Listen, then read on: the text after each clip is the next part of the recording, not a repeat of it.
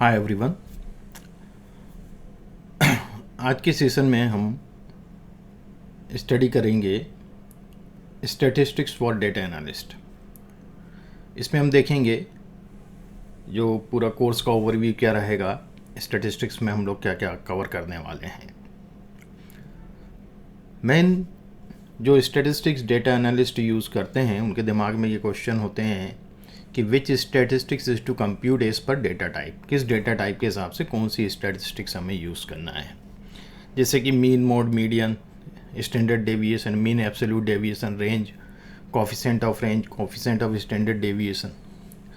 तो इनमें से कौन सी स्टैटिस्टिक्स हमें यूज़ करना है, क्यों यूज़ करना है और उसका क्या इंटरप्रिटेशन होने वाला है ना, उससे क्या इंसाइट्स निकल के आने वाली है, ये हमें इसके अंदर सीखना है। दूसरा है कि कौन सा वेरिएबल कितना इन्फॉर्मेटिव है। यदि कोई वेरिएबल आपको एक अच्छी इन्फॉर्मेशन प्रोवाइड कर रहा है, उस वेरिएबल को तो आप रखेंगे आपके आगे एनालिसिस में, पर जो वेरिएबल आपको इन्फॉर्मेशन ही नहीं दे पा रहा है, उस वेरिएबल को आप क्यों आपके डेटा के अंदर इन्वॉल्व करेंगे आगे एनालिसिस के लिए। उसको आप वहीं ड्रॉप करना बेटर समझेंगे, है ना।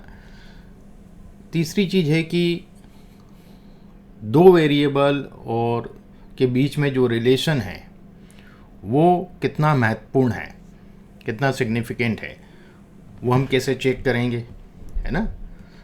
यदि दो वेरिएबल के बीच में कोरिलेशन बहुत हाई है, 0.98 कोएफिशिएंट ऑफ कोरिलेशन आता है, तो वो दोनों वेरिएबल आपको same type of information deliver करेंगे, है ना। तो ज़रूरी नहीं है हम उन दोनों वेरिएबल को लें आगे, उसमें से एक वेरिएबल को हम ड्रॉप करें, वो ज़्यादा बेटर होगा। हम एक ही वेरिएबल को लेके जाएं उनमें से। यदि दो वेरिएबल एक ही तरह के काम कर रहे हैं, दो व्यक्ति, और हमारे पास रिक्वायरमेंट एक ही व्यक्ति की है, तो हम वो दो व्यक्तियों को क्यों हायर करेंगे दूसरे को, तो हम एक को ड्रॉप कर देंगे। तो यही हमें देखना है कि किस वेरिएबल को ड्रॉप करना है, किसको हमें साथ लेके चलना है, जबकि दोनों का स्किल सेट सेम है ना। अब हम बात करते हैं how to interpret the result. जो भी हमें स्टैटिस्टिक्स में रिजल्ट मिलते हैं, हम उसका इंटरप्रिटेशन कैसे करेंगे, ठीक है। तो ये सब चीज़ें हम essentials of statistics for data analytics के अंदर स्टडी करने जा रहे हैं। चलिए शुरू करते हैं आज का सेशन। सबसे पहले, जैसा कि पिछले वीडियो में भी मैं एक्सप्लेन कर चुका हूँ कि स्टैटिस्टिक्स क्या है, उसका खाली एक ओवरव्यू ले लेते हैं। Statistics is a science and art of collecting, classifying, computing, analysing, interpreting and presentation of data and it's insight. ये एक साइंस और आर्ट दोनों है, जो डेटा को कलेक्ट करना, उसको क्लासीफाई करना, उसको कंप्यूट करना, mean, mode, median, standard deviation, ये सब कंप्यूटेशन होते हैं। फिर एनालाइज करना, जो भी रिजल्ट आता है उसको थॉट प्रोसेस देना और उसको एनालिसिस करना, है ना। उसके बाद हमें उसको इंटरप्रिटेशन करना कि ये क्या कहना चाह रहा है result, and presentation of data and it's inside. उस डेटा फिर बाद में उसको प्रेजेंट करना, या तो ग्राफ के फॉर्म में, टेक्स्ट के फॉर्म में, टेबल के फॉर्म में, ठीक है। अब जो लोगों ने पिछला वीडियो नहीं देखा उसके लिए मैं एक बार और थोड़ा सा एक्सप्लेन कर देता हूँ कि ये साइंस क्यों है। साइंस इसलिए है, यदि एक छोटा सा डेटा सेट मैंने दिया है, अपन इसमें देखते हैं what would be the mean of this data. यदि आप इसका मीन कैलकुलेट करेंगे 2, 5, 8, 10, 15 का, तो इसका यदि हम इसको सम अप करें, सब नंबर को जोड़ें, तो 40 आ रहा है। टोटल जो एलिमेंट्स हैं या आइटम्स हैं इसमें वो 5 हैं, तो 40 डिवाइडेड बाय 5 हमारा 8 आता है मीन। तो कोई भी इसको यदि कोई मिस्टेक नहीं करता है कैलकुलेशन में, तो सबका मीन यूनिफॉर्म होगा, सेम मीन होगा, है ना। साइंस में यही होता है, साइंस हमेशा हमें सेम रिजल्ट देगा, यूनिफॉर्म रिजल्ट देगा। जैसे कि एसिड और बेस को जब हम मिक्स करते हैं तो हमें वाटर और सॉल्ट ही मिलना है। ऐसा नहीं है कि कोई पर्टिकुलर व्यक्ति उसको मिक्स कर रहा है तो उसको एल्कोहल मिल रहा है, दैट इज़ नॉट पॉसिबल, है ना। इसलिए साइंस से हमें यूनिफॉर्म रिजल्ट देती है स्टैटिस्टिक्स। अब दूसरी बात आती है इंटरप्रिटेशन की। इंटरप्रिटेशन एक्सपीरियंस के थ्रू आता है ना। तो जब इंटरप्रिटेशन एक्सपीरियंस के थ्रू आता है तो ये एक आर्ट हो गया। जैसे कि मैंने यहाँ लिखा है, how do you interpret this glass of water. तो कुछ लोग इसमें बोलेंगे आधा भरा है, आधा खाली है, half empty, half fill. But statistics का जो रिजल्ट आता है उसमें कुछ चीज़ हिडन होती हैं बिहाइंड द वैल्यू। यदि आप उस चीज़ को कैच करना सीख जाते हैं तो आप एक अच्छे डेटा एनालिस्ट बन सकते हैं। और ये सब चीज़ें आती हैं एक्सपीरियंस के साथ साथ।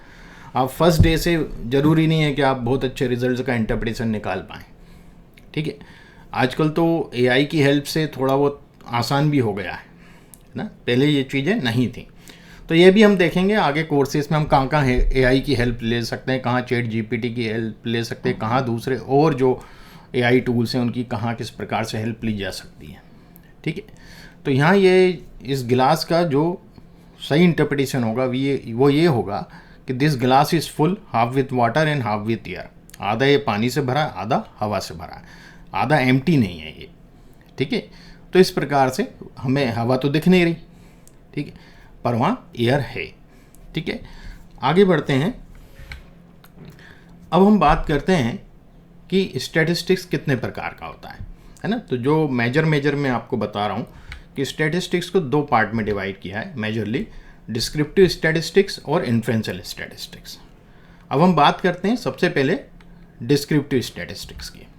तो descriptive statistics summarize and describe the features of a data set. Data set के जो भी फीचर्स होते हैं, जो भी वेरिएबल्स हैं, है ना, जो भी कॉलम है, उनको समराइज करता है और उनको डिस्क्राइब करता है। They provide simple summaries about the sample and the measure, ठीक है।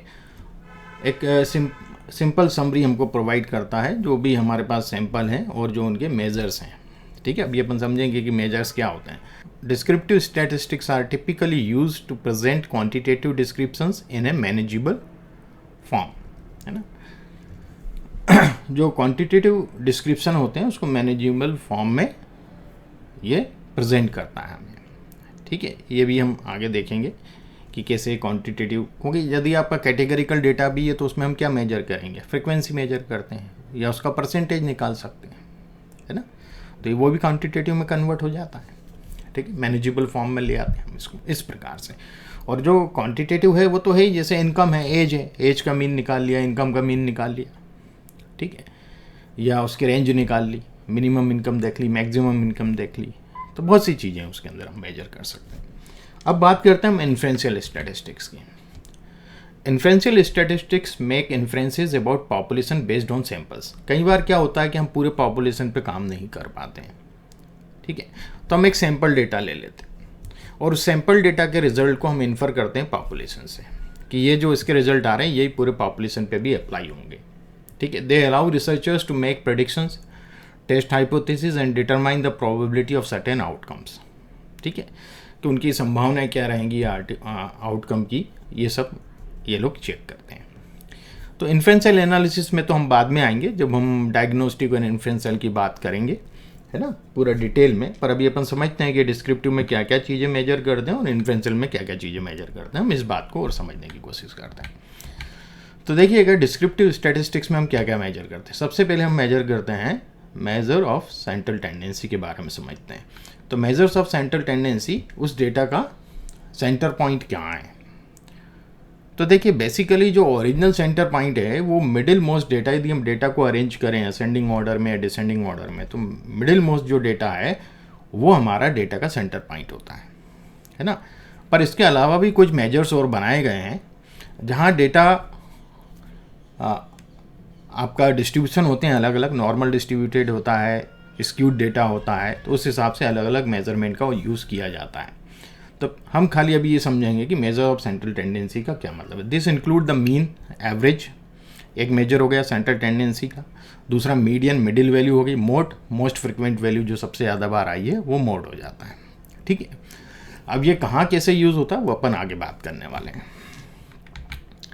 मेजर ऑफ डिस्पर्सन, ये हमें या तो स्प्रेडनेस की बात करता है या फिर स्कैटरनेस की बात करता है ना। फैलाव क्या है और उसका बिखराव कैसा है डेटा का, दो चीज़ें होती हैं डेटा में। तो ये भी हम डिटेल में बात करने वाले हैं आगे के सेशंस में। सो इसमें क्या क्या इंक्लूड होता है, रेंज होता है, इंटरक्वार्टाइल रेंज होता है, क्वार्टाइल डेविएशन होता है, मीन एब्सोल्यूट डेविएशन होता है, स्टैंडर्ड डेविएशन होता है, वेरिएंस होता है। ये सब इसके अंदर हम मेजर करते हैं। इससे पता लगाते हैं कि डेटा किस प्रकार से डिस्ट्रीब्यूटेड है ठीक है।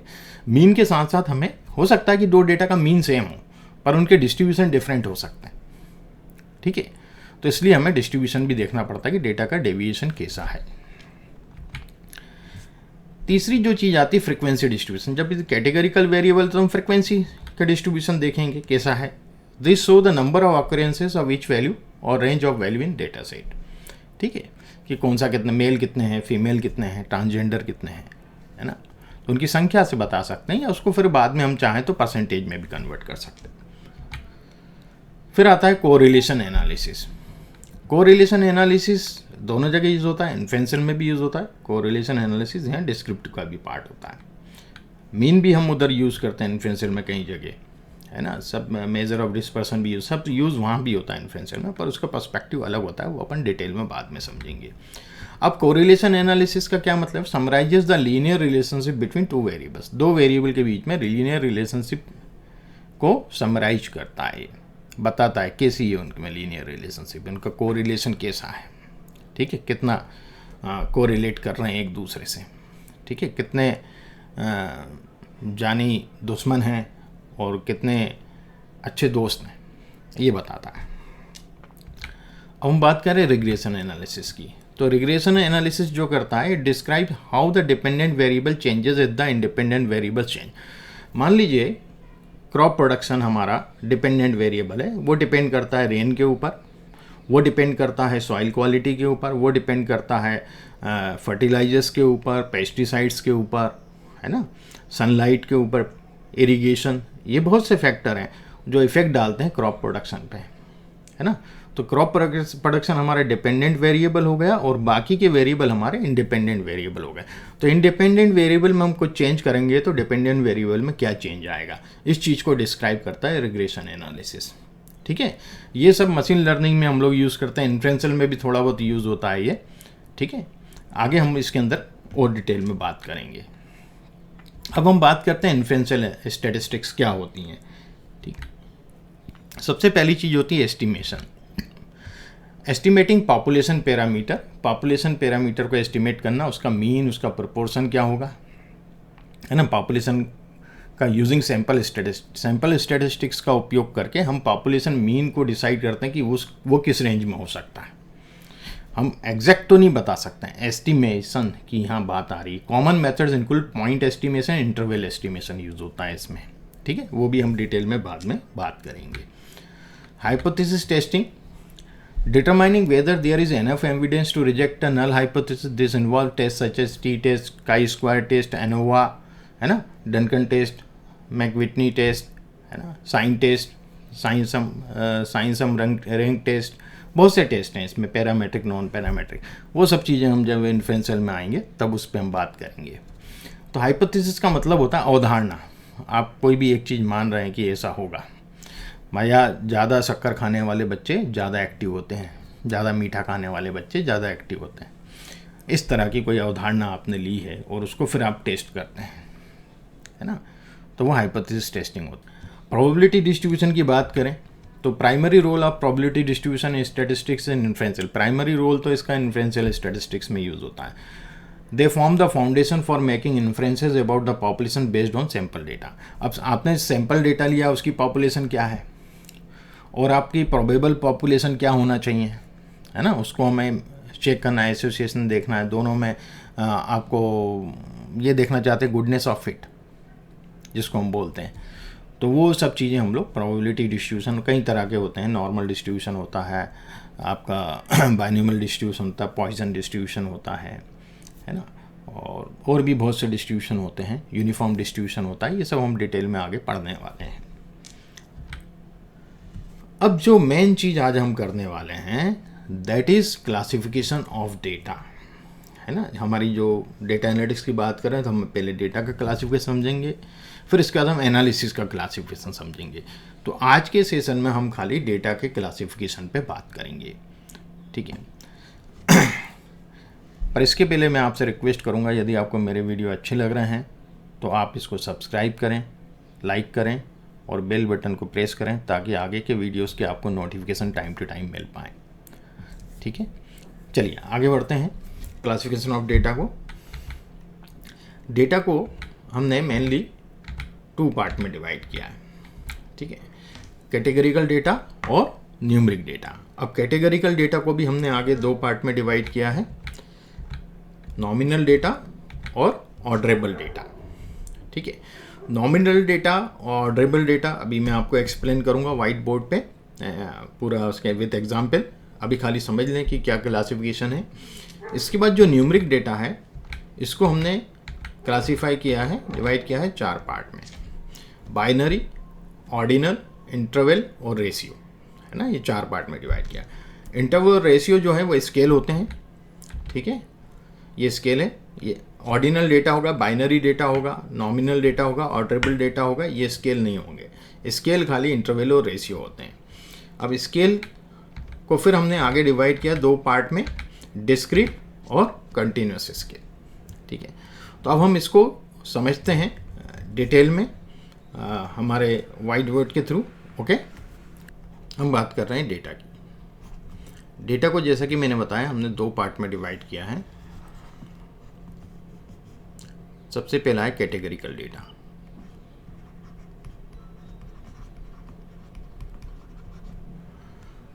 और दूसरा है न्यूमरिक डेटा।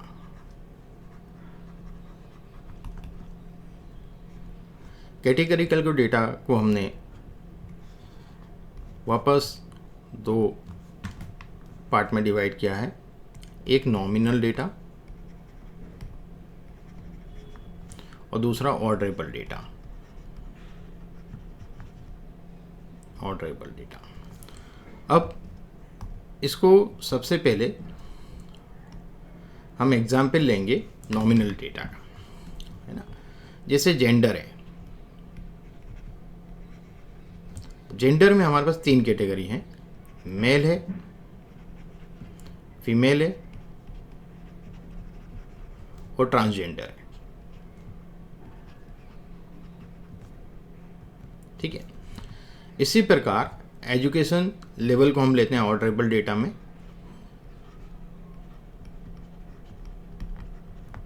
जब हम एजुकेशन की बात करें तो इसमें मैं रेंडमली लिख रहा हूँ अभी, जैसे कि पोस्ट ग्रेजुएट, पीजी, फिर इसके बाद मैं लिख रहा हूँ प्राइमरी, फिर मैं लिख रहा हूँ इसमें हाई स्कूल,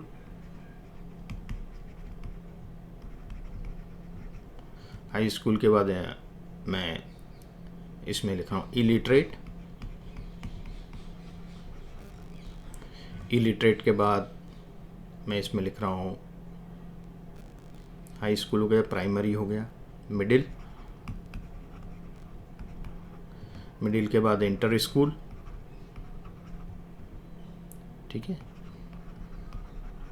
इंटर स्कूल के बाद आपका ग्रेजुएट और पीएचडी। यदि हम इसको काउंट करें तो 1 2 3 4 5 6 7 8 कैटेगरीज हैं। अब यदि मैं बोलूं कि इसको आप ऑर्डर दें, है ना, कि जो सबसे कम लो लेवल ऑफ एजुकेशन है उसको 1 देना है और उस हिसाब से आगे आपको ऑर्डर देते जाना है। तो आप देखिएगा इसमें इलिटरेट जो है इसको हम 1 देंगे, सबसे कम एजुकेशन, प्राइमरी को हम 2 देंगे, मिडिल को 3 देंगे, है ना, मिडिल के बाद हाई स्कूल को, मिडिल के बाद हाई स्कूल को हम 4 देंगे, देन इंटर स्कूल को 5, graduate 6, post graduate 7 and PhD 8। तो किसी को भी हम बोलेंगे कि भैया ये एजुकेशन को एक ऑर्डर दो लोअर टू हायर, तो हर व्यक्ति चाहे मैं कैसे भी रैंडम लिख दूं वो ऑर्डर यही देने वाला है। 1 इलिटरेट को देगा, 2 प्राइमरी को देगा, 3 मिडिल को देगा, इसी प्रकार के ऑर्डर देगा वो, है ना। पर जेंडर में यदि मैं आपसे बात करूं कि साहब यहाँ आप ऑर्डर दो, तो यहाँ तो आदमी या तो इसको 1 दे देगा, इसको 2, इसको 3, कोई इसको 1 देगा, इसको 2 देगा, इसको 3 देगा, कोई इसको 1 देगा, इसको 2 देगा, इसको 3 देगा। तो यहाँ तो ऑर्डर डिफरेंट हो सकते हैं, इससे यूनिफॉर्म ऑर्डर नहीं मिलेंगे हमें। तो इसलिए इसको हम बोलते हैं नॉमिनल डेटा, वह कैटेगरिकल डेटा जो ऑर्डरेबल नहीं है, जिसको हम ऑर्डर नहीं दे सकते, है ना, यूनिफॉर्म ऑर्डर नहीं मिलते हैं, उसको हम नॉमिनल डेटा बोलेंगे। ऑर्डरेबल डेटा जिनको हम ऑर्डर देते हैं और हर कोई सेम ऑर्डर देगा, उसको हम ऑर्डरेबल डेटा बोलते हैं। ठीक है, यहाँ कंसेप्ट क्लियर हो गया। अब हम आगे बढ़ते हैं और आगे बात करते हैं न्यूमरिक डेटा के बारे में। न्यूमरिक डेटा में सबसे पहला होता है बाइनरी डेटा ना, जो मैंने वहाँ भी बताया था। बाइनरी डेटा खाली 0 एंड 1 के फॉर्मेट में रहता है। यदि आपके पास कोई कैटेगरिकल डेटा है यस नो में, ट्रू फॉल्स में, तो वो आप बाइनरी में कन्वर्ट कर सकते हो। यस हमेशा 1 होगा, फॉल्स 0 होगा। इस प्रकार से आप लोग उसको ले सकते हो। कई बार हम लोग नो को भी 1 लिखते हैं, कई जगह पे चर्निंग एनालिसिस में या दूसरी तरह की स्टडी होती है डिसऑर्डर की, तो जिनको डिसऑर्डर है उनको हम 1 लिखेंगे, जिनको नहीं है उसको 0 लिखते हैं, ऐसा होता है। तो वो अपने हिसाब से आप कर सकते हैं बाइनरी में, यस नो को 1 0। दूसरा जो होता है वो होता है ऑर्डिनल डेटा। अब यदि आपके पास ये ऑर्डरेबल डेटा है, इसकी कैटेगरी की जगह यदि आप ये नंबर यूज़ करते हो खाली, तो वो ऑर्डिनल डेटा हो जाता है। तो ऑर्डरेबल डेटा से आप ऑर्डिनल डेटा में शिफ्ट हो जाते हो। इसी प्रकार से आपने लिकर्ट टाइप स्किल सुने होंगे ऑर्डिनल डेटा के, जैसे कि strongly disagree, neutral, agree, strongly agree, तो वो भी लिकर्ट टाइप ऑर्डिनल डेटा होता है ना। स्ट्रांगली डिसएग्री को 1 देते हैं, फिर डिसएग्री को 2 देते हैं, न्यूट्रल को 3 और एग्री को 4 और स्ट्रांगली एग्री को 5, तो वो भी ऑर्डिनल डेटा है। इसके बाद जो डेटा टाइप आता है वो आता है इंटरवल डेटा, और एक आता है रेशियो डेटा। ये दोनों डेटा स्केल होते हैं। अब इनमें डिफरेंस क्या है, इंटरवल डेटा और रेशियो डेटा में डिफरेंस क्या है, हम इस चीज़ को देखें। इसमें खाली 0 का डिफरेंस है। किसका डिफरेंस है? 0 का। देखिए कि 0 2 प्रकार के होते हैं, ठीक है। एक 0 होता है रियल 0, ठीक है, एक होता है सूडो 0। जैसे आपके मार्क्स की मैं बात करूं, एग्जाम में जो आपको मार्क्स मिले, यदि 0 मार्क्स मिले हैं तो नो मार्क्स मतलब होगा ना उसका। यदि मैं टेम्परेचर की बात करूं तो 0 डिग्री मतलब 0 डिग्री सेल्सियस टेम्परेचर जो होगा वो, इसका मतलब ये नहीं होगा कि नो टेम्परेचर। क्या इसका मतलब ये होगा? ये कतई नहीं होगा नो टेम्परेचर, कि वहाँ कोई टेम्परेचर नहीं है। 0 डिग्री सेल्सियस का मतलब उसके नीचे भी नेगेटिव टेम्परेचर होते हैं, ठीक है। तो जो टेम्परेचर का 0 है वो सूडो 0 है, उसमें वो प्रॉपर्टीज़ नहीं है जो रियल 0 में है। तो टेम्परेचर वाले 0 को कभी भी हमें मैथमेटिकल ऑपरेशन में, मल्टीप्लिकेशन और डिवीजन में यूज़ नहीं करते। उसका एडिशन सब्ट्रैक्शन में आप कर सकते हो, है ना, बट मल्टीप्लिकेशन और डिवीजन में कभी भी सूडो 0 के साथ ऑपरेशन नहीं करना है, ठीक है। तो इस तरह का यदि हमें कोई वेरिएबल फंस जाता है, टेम्परेचर हुआ, सी लेवल हुआ, इसमें 0 सूडो होते हैं, ठीक है। तो इसके लिए फिर हमारे पास दूसरा तरीका होता है कि हम क्लास इंटरवल कर लें और उसका मिड वैल्यू ले लें, है ना। जैसे कि मान लो आपके पास कोई है डेटा, मैं आपको बताता हूँ कि -5 डिग्री है, फिर 2 डिग्री है ना, फिर 7 डिग्री है, फिर 0 डिग्री है, फिर 3 डिग्री है माइनस में। इस तरह से आपके पास डेटा है। आप क्या करेंगे, इसके क्लास इंटरवल बना लें -5 to 0, है ना, 0 to 5, और भी इसके आगे होंगे तो -10 to 5, -5 और 5 to 10, इस तरह से बना लें। और फिर क्या करें, इसका मिड वैल्यू निकालें। जब आप इनके मिड वैल्यू लेंगे ना, तो क्या होने वाला है, इसका -7.5 आएगा, इसका मिड वैल्यू -2.5 आएगा, इसका मिड वैल्यू 2.5 आएगा, इसका मिड वैल्यू 7.5 आएगा। तो यहाँ मिड वैल्यू में आपको कहीं भी 0 नहीं मिलेगा। हमें प्रॉब्लम का ऐसा इस 0 से ही है ना, 0 का हमेशा अपर या लोअर लिमिट में लेना है, जिससे कि वो इन्वॉल्व ना हो इसमें, ठीक है। तो अब इसको आप फिर आप मल्टीप्लिकेशन में, डिवीजन में उपयोग कर सकते हो। ये डिपेंड करता है कि आपको क्लास इंटरवल कितने का रखना है, ठीक है। यदि आप बड़े क्लास इंटरवल रखोगे तो वो डेटा को सही रिप्रेजेंट नहीं करेगा, वो आपके रिजल्ट जो होंगे ना उतने ज़्यादा डेविएट होता है। यदि आपको क्लोज इंटरवल बहुत करीब के रखते हो, वो डेटा को देखना पड़ता है कि डेटा किस प्रकार से स्कैटर्ड है, और उस हिसाब से फिर हम डिसाइड करते हैं कि हमें किसको रखना है और किसको नहीं रखना है ना। किस प्रकार का क्लास इंटरवल लेना है, छोटा लेना है, बड़ा लेना है, वो उस प्रकार से डिसाइड होता है। ठीक है। तो इंटरवल रेशियो में सूडो और रियल जीरो का अंतर है। इंटरवल में दोनों जीरो होते हैं, सूडो भी होगा और रियल भी होगा, इनमें दोनों होंगे, इनमें दोनों जीरो होंगे।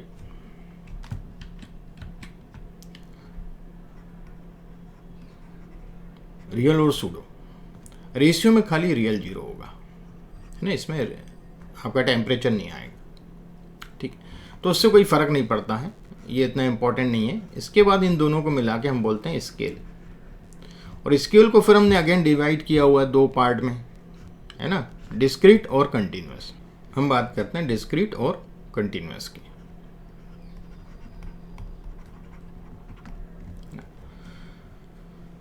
डिस्क्रीट डेटा क्या होता है? लोग बोलते हैं इंटीजर होते हैं, उसको हम डिस्क्रीट डेटा बोलेंगे। ऐसा नहीं है, डेसिमल वाले नंबर भी डिस्क्रीट डेटा हो सकते हैं। ये डिपेंड करता है यूनिक वैल्यूज़ कितनी है। किस पे डिपेंड करेगा? ये यूनिक वैल्यूज़ कितनी है किसी उसमें, उससे डिपेंड करता है कि ये डिस्क्रीट डेटा है या कौन सा डेटा है। तो यहाँ यदि मैं बात करूँ, एक नया वाइट बोर्ड लेता हूँ, अब हम बात करने वाले हैं स्केल डेटा की।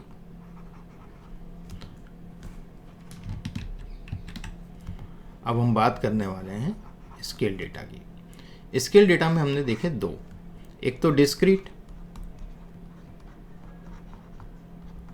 और दूसरा हमने देखा कंटिन्यूअस।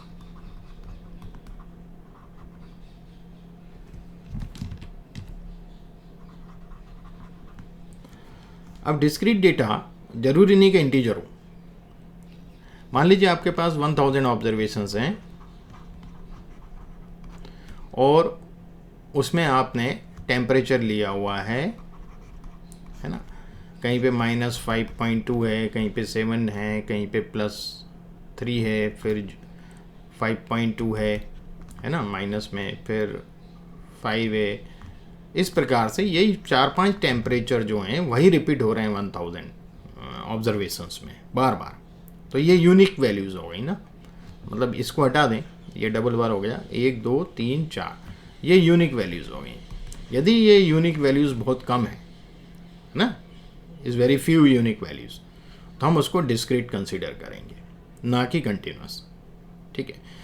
मान लो 1000 ऑब्जर्वेशन है और आप उसमें बात कर रहे हो मार्क्स की, बच्चों के एग्ज़ाम के मार्क्स की, तो वो मार्क्स कुछ भी हो सकते हैं, या वेट की बात कर रहे हो, मार्क्स छोड़ देते हैं, हम वेट की बात करते हैं।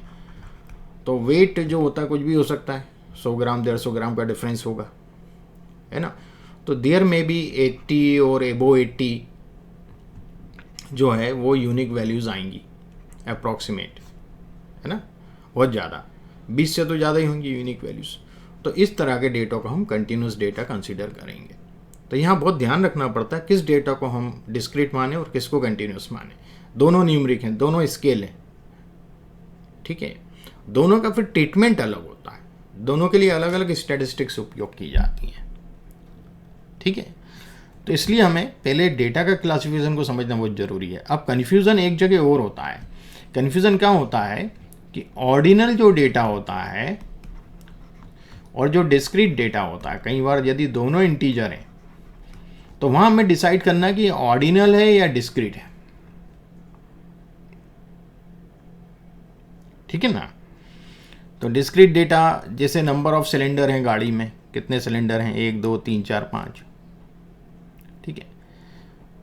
फिर और भी चीज़ें, नंबर ऑफ चिल्ड्रन 1 2 3 4 5, किसी फैमिली में 1 चिल्ड्रन है, किसी में 2 है, किसी में 3 है, किसी में 4 है, किसी में 5 है। तो ये डिस्क्रीट डेटा हो रहा है।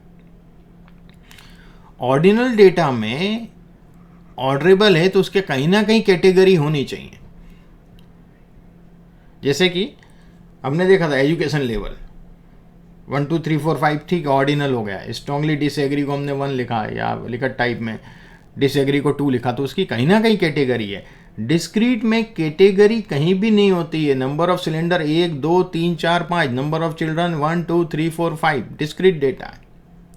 तो हमें ये डिसाइड करना है कि कौन सा डेटा डिस्क्रीट है, कौन सा डेटा ऑर्डिनल है, कौन सा डेटा कंटिन्यूस है। न्यूमरिक यदि आपको दिख रहा है, यदि आप उस डेटा को वहाँ टेक कर देते हैं तो आगे आपको एनालिसिस में उसकी प्रॉपर स्टैटिस्टिक्स आप उपयोग कर पाएंगे और आपका एनालिसिस सही होगा।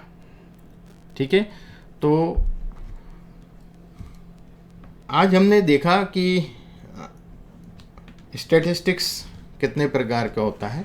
जैसे हमने देखा कि डिस्क्रिप्टिव स्टैटिस्टिक्स होता है, आपका इन्फ्रेंशियल स्टैटिस्टिक्स होता है। हमने दोनों को डिटेल में स्टडी किया। साथ में फिर हमने आज डेटा क्लासिफिकेशन भी देखा कि जो डेटा एनालिटिक्स के हिसाब से डेटा का क्लासिफिकेशन हाइब्रिड क्या होना चाहिए। तो उसमें भी हमने ये चीज़ देखी। इसमें हमने देखा कि डेटा कैटेगरिकल न्यूमरिक दोनों होता है। कैटेगरी में नॉमिनल होता है, ऑर्डरेबल होता है, ये भी हमने समझा। न्यूमरिक में बाइनरी होता है, ऑर्डिनल होता है, इंटरवल होता है, रेशियो होता है।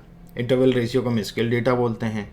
इंटरवल रेशियो में क्या डिफरेंस है, तो इंटरवल में हमने देखा सूडो और रियल दोनों जीरो उपयोग होते हैं। रेशियो में खाली आपका रियल जीरो उपयोग होता है। स्केल डेटा को फिर हमने देखा कि डिस्क्रीट क्या होता है और कंटिन्यूस क्या होता है। तो ये आज हमने स्टडी किया। नेक्स्ट सेशन में हम लोग बात करेंगे क्लासिफिकेशन ऑफ एनालिसिस की, और उसके साथ ही हमारा डिफरेंट चीज़ें हम लोग सीखेंगे। Univariate analysis, bivariate analysis, multivariate analysis क्या होता है, क्यों किया जाता है, क्या इंपॉर्टेंस है उसका, क्या उसका इंटरप्रिटेशन होता है, ये सब चीज़ें हम लोग देखने वाले हैं। लास्ट में फिर मेरी आपसे ये रिक्वेस्ट है कि यदि आपको ये वीडियो अच्छा लगा हो तो आप इसको सब्सक्राइब करें, लाइक करें और बेल बटन प्रेस करें ताकि आपको आगे आने वाले वीडियो के नोटिफिकेशन मिल सकें। Thank you.